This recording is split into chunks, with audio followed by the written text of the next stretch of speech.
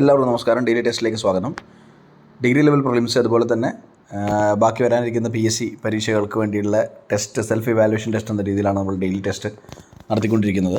അപ്പോൾ 10 ചോദ്യങ്ങളാണ് ഉണ്ടാവുക. നമുക്ക് ആദ്യത്തെ ചോദ്യത്തിലേക്ക് കിടക്കാം. സംയുക്ത സമ്മേളനം പരാമർശിക്കുന്ന ആർട്ടിക്കിൾ ഏത്? സംയുക്ത സമ്മേളനത്തെക്കുറിച്ച് നമ്മൾ പ്രത്യേകിച്ചൊരു വീഡിയോ ചെയ്തിട്ടുണ്ട്. അതുപോലെ തന്നെ അതിൻ്റെ പ്രോബബിൾ ക്വസ്റ്റ്യൻസ് നമ്മൾ ഡിസ്കസ് ചെയ്തിട്ടുണ്ട്. അപ്പോൾ സംയുക്ത സമ്മേളനം പരാമർശിച്ചിരിക്കുന്ന ആർട്ടിക്കിൾ കോൺസ്റ്റിറ്റ്യൂഷനിലെ ഭരണഘടനയിൽ ഏതാണ് എന്നാണ് ആദ്യത്തെ ചോദ്യം. 2. ഹരിജൻ സേവക് സംഘ് രൂപീകരിച്ചത് ആരാണ്?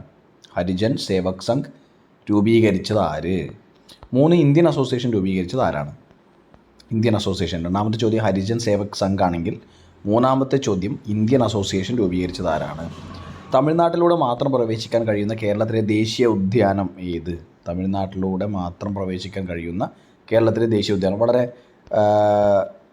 സിമ്പിൾ ക്വസ്റ്റ്യനാണ്, എല്ലാവർക്കും അറിയുന്നതായിരിക്കുന്നു.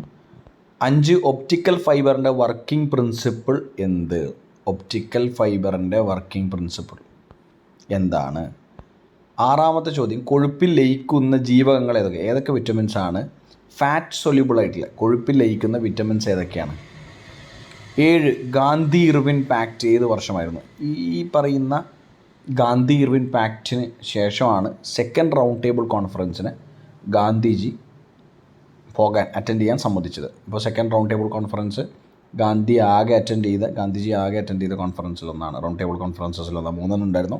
അതിൽ രണ്ടാമത്തേത് മാത്രമാണ് ഗാന്ധിജി അറ്റൻഡ് ചെയ്തത്. അപ്പോൾ അതിന് കാരണമായ ഗാന്ധി ഇർവിൻ പാക്റ്റ് ഏത് വർഷമായിരുന്നു? യങ് ബംഗാൾ മൂവ്മെൻറ്റ് രൂപീകരിച്ചത് ആരാണ്? യങ് ബംഗാൾ മൂവ്മെൻറ്റ് എന്ന് പറയുന്നത് വളരെ ഇമ്പോർട്ടൻ്റ് ആയിട്ടൊരു മൂവ്മെൻറ്റാണ്. ഇന്ത്യയുടെ റിവൈവൽ റിനൈസൻസ് ഒക്കെ ബന്ധപ്പെട്ടിട്ടുള്ള ടോപ്പിക്കാണ്. യങ് ബംഗാൾ മൂവ്മെൻറ്റ് രൂപീകരിച്ചത് ആര്? The Buddha or Karl Marx എന്ന പുസ്തകം രചിച്ചത് ആര്? The Buddha or Karl Marx എന്ന പുസ്തകം രചിച്ചത് ആര്? 9ാമത്തെ ചോദ്യം. 10. BVR സുബ്രഹ്മണ്യം എന്ന പേര് ഇപ്പോൾ ന്യൂസിലുണ്ട്. എന്തുമായി ബന്ധപ്പെട്ട ആളാണ് BVR സുബ്രഹ്മണ്യം? വളരെ ഇമ്പോർട്ടൻ്റ് ആയിട്ടുള്ള ചോദ്യമാണ്.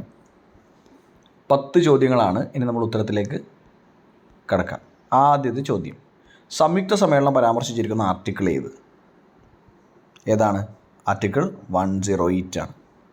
ആർട്ടിക്കിൾ 108 സംയുക്ത സമ്മേളനം പറഞ്ഞിരിക്കുന്നത്.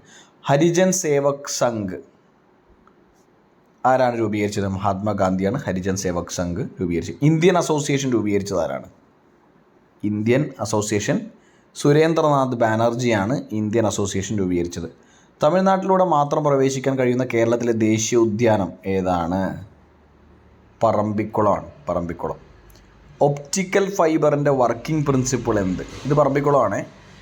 തമിഴ്നാട്ടിലൂടെ മാത്രം പ്രവേശിക്കാൻ കഴിയുന്ന കേരളത്തിലെ ദേശീയ ഉദ്യാനം എന്ന് പറയുന്നത് പറമ്പിക്കുളമാണ്. ഒപ്റ്റിക്കൽ ഫൈബറിൻ്റെ working principle total internal reflection, TIR, അല്ലെങ്കിൽ ടോട്ടൽ ഇൻറ്റേർണൽ റിഫ്ലക്ഷൻ അല്ലെങ്കിൽ TIR. കൊഴുപ്പിൽ ലയിക്കുന്ന ജീവകങ്ങൾ ഏതൊക്കെയാണ്? ADEK അല്ലേ? ഇതൊക്കെ കൊഴുപ്പിൽ സൊല്യൂബിളാണ്. ADEK. ഗാന്ധി ഇർവിൻ പാക്റ്റ് ഏത് വർഷമായിരുന്നു? 1931. 1931 അവസാനത്തോടു കൂടിയാണ് സെക്കൻഡ് റൗണ്ട് ടേബിൾ കോൺഫറൻസും. യങ് ബംഗാൾ മൂവ്മെൻറ്റ് രൂപീകരിച്ച ആരാണ്? ഹെൻറി വിവിയൻ ഡെറോസിയോ ആണ് യങ് ബംഗാൾ മൂവ്മെൻറ്റ് രൂപീകരിച്ചത്. ഇമ്പോർട്ടൻ്റ് ആയിട്ടുള്ള ചോദ്യമാണ്. The Buddha or Karl Marx എന്ന പുസ്തകം രചിച്ചത് ആരാണ്? PR അംബേദ്കർ ആണ് ബുദ്ധ ഓർ കാർൽ മാർക്സ് എന്ന പുസ്തകം രചിച്ചത്. 10ാമത്തെ അവസാനത്തെ ചോദ്യം, BVR സുബ്രഹ്മണ്യം ആരാണ്? നീതി ആയോഗിൻ്റെ CEO ആണ്, ചീഫ് എക്സിക്യൂട്ടീവ് ഓഫീസറാണ്. ആര്? BVR സുബ്രഹ്മണ്യം. ഇത് ഇമ്പോർട്ടൻ്റ് ആയിട്ടുള്ളൊരു കറണ്ട് അഫെയർസാണ്, ചോദിക്കാൻ സാധ്യതയുണ്ട്. ഇന്നലെ നമ്മൾ ഡെയിലി ടെസ്റ്റിൽ നീതി ആയോഗിൻ്റെ CEO ആയിട്ട് അപ്പോയിൻറ്റ് ചെയ്ത ആരാണെന്ന് പുതിയൊരു ചോദ്യം ചോദിച്ചിരുന്നു. അതേപോലെ തന്നെ ഇന്ന് റിപ്പീറ്റ് ചെയ്ത് BVR സുബ്രഹ്മണ്യം ആരാണെന്നാണ് ചോദിച്ചിരിക്കുന്നത്. കോൺസെപ്ച്വലി അതൊന്ന് ഫെമിലിയറൈസ് ആവാൻ, ആ ടേം ഒന്ന് മനസ്സിലേക്കാവാൻ വേണ്ടിയിട്ടാണ് കോൺസിക്യൂട്ടീവ് ഡേയ്സിൽ നമ്മൾ ആ ഒരു ചോദ്യം മാത്രം റിപ്പീറ്റ് ചെയ്ത് ഇമ്പോർട്ടൻസ് ഉള്ളൊരു ചോദ്യമാണ്. അപ്പോൾ ഓക്കെ ബബായ്. ഇന്നത്തെ ടെസ്റ്റ് എത്രയാണ് കട്ട് ഓഫ് വേണ്ടത്? 7 മാർക്ക് ഇടുക. കാരണം ഒരുപാട് സ്റ്റാറ്റിക് ക്വസ്റ്റ്യൻസ് റിപ്പീറ്റഡ് ആയിട്ടുള്ള ചോദ്യങ്ങളൊക്കെ ഇൻക്ലൂഡ് ചെയ്തിട്ടുണ്ട്. അതുകൊണ്ട് 7 മാർക്കാണ് ഇന്ന് കട്ട് ഓഫ്. നമുക്ക് നാളെ കാണാം. Bye-bye, take care and best of luck.